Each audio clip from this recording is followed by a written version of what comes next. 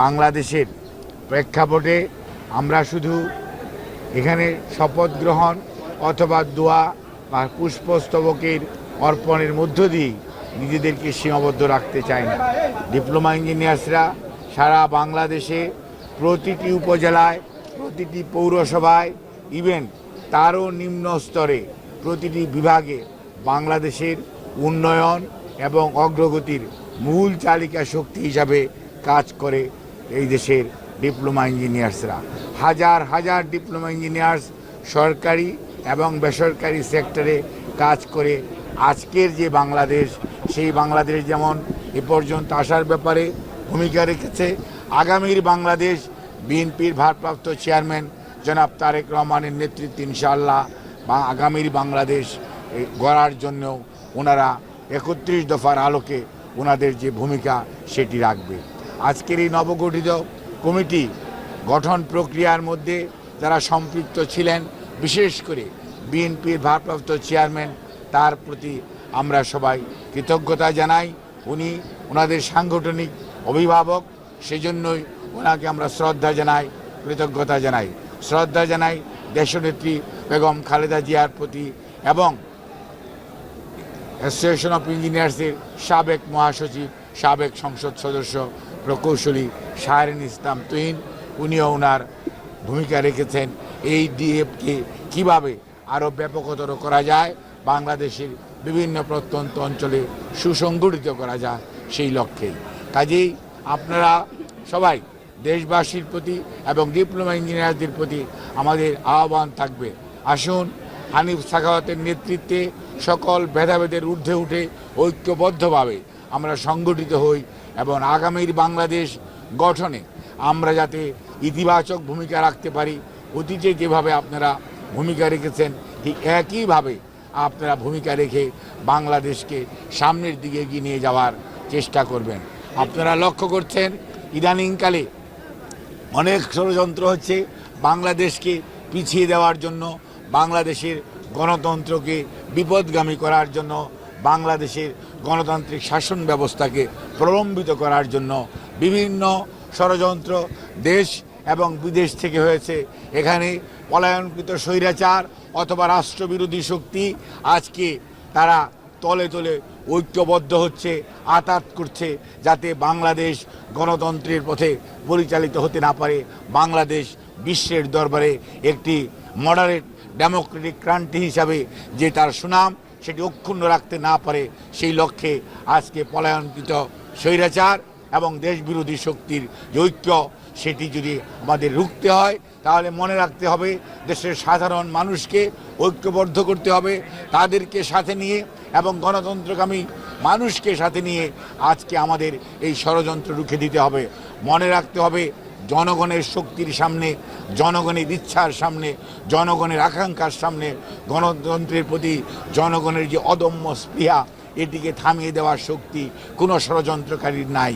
কাজেই সব সময় সারা পৃথিবীতে দেখা গেছে যখনই কোনো দুর্যোগ দুর্বিপাক আসছে, যখনই কোনো স্বৈরাচারের উদ্ভব হয়েছে, জনগণই সিদ্ধান্ত নিয়েছে এবং বিগত ৩৬শে জুলাই ২০২৪ জনগণই সিদ্ধান্ত নিয়েছে।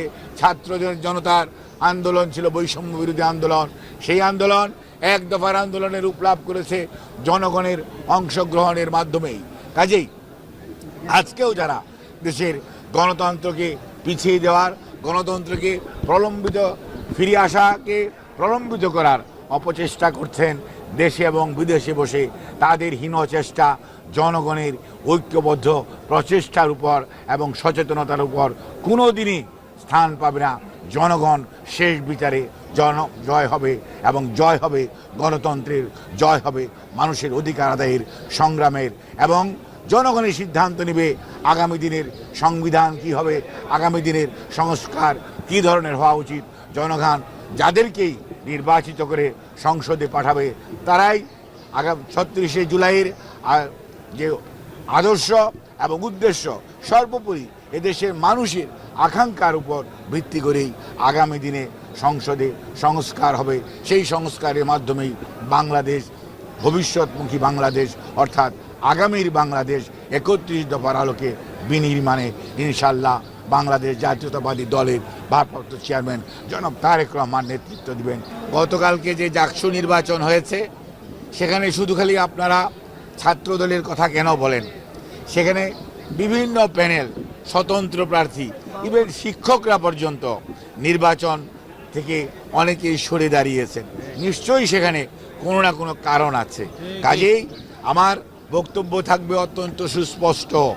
দেশের মানুষ 2009-এ ভোট দিতে পারে নাই, 14-তে ভোটারবিহীন নির্বাচন হয়েছে, 18-তে দিনের ভোট রাটে হয়েছে, 24-এ আমি আর ডেমির নির্বাচন হয়েছে। কাজেই বাংলাদেশের মানুষ নির্বাচনী ব্যবস্থার প্রতি আস্থা রাখতে চায়। যারা এই সমস্ত বিষয়ে সংশ্লিষ্ট তাদের উচিত হবে এমন কোনো নির্বাচন আয়োজন না করা যে নির্বাচন নিয়ে মানুষের মধ্যে প্রশ্ন আসবে, মানুষ দ্বিধাগ্রস্ত হবে, মানুষ নির্বাচন থেকে প্রতিদ্বন্দ্বী দলসমূহ সরে যাবে। কাজেই কোনো বিভাজন আপনাকে আমাকে শক্তিশালী করবে না। মনে রাখতে হবে ঐক্যবদ্ধভাবে থাকলেই তাহলেই স্বৈরাচার পালিয়েছে, স্বৈরাচার ফেরত আসার পথ সুগম হবে না। কিন্তু কেউ যদি স্বৈরাচারকে পুনর্বাসিত করতে চান তাহলে এই ধরনের প্রহসনমূলক ব্যবস্থার আয়োজন করবেন, যেটি সত্যিকার অর্থে শেষ বিচারে ভালো বলে পরিগণিত হবে না। কাজেই এখনো সময় আছে। সবার প্রতি আহ্বান, আপনারা সবাই মিলে ঐক্যবদ্ধ হন। গণতন্ত্রের জন্য যারা লড়াই করেছেন তারা কোনো অবস্থাতেই বিভাজনের রাজনীতিতে যাবেন না, ঐক্যের রাজনীতিতে আসুন। জনগণের মনের ভাষা বুঝতে চেষ্টা করুন, জনগণের উপর দায়িত্ব দিন।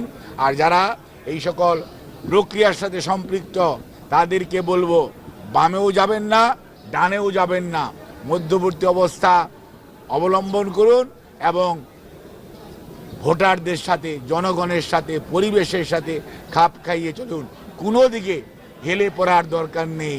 আপনি আপনার নিরপেক্ষতা দিয়েই প্রমাণ করবেন এবং আগামী দিনের ভবিষ্যৎ স্বীকৃতি দিবে আপনার অবস্থান কি ছিল।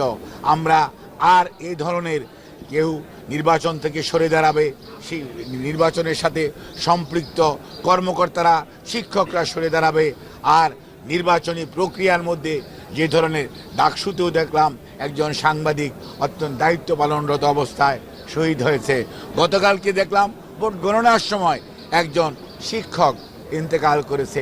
আমরা কোনো অবস্থাতেই এই ধরনের পরিস্থিতি যেটি অ্যাভয়েডেবল, অর্থাৎ আমার শারীরিক সুস্থতা কতটুকু আছে বা নাই, এগুলো কিন্তু সত্যিকার অর্থে অবশ্যই দেখার দরকার। এবং এই ব্যাপারেও আমি বলবো ভবিষ্যতেও খেয়াল রাখা দরকার, কারণ আমরা এই ধরনের মর্মান্তিক দৃশ্য আমরা চাই না।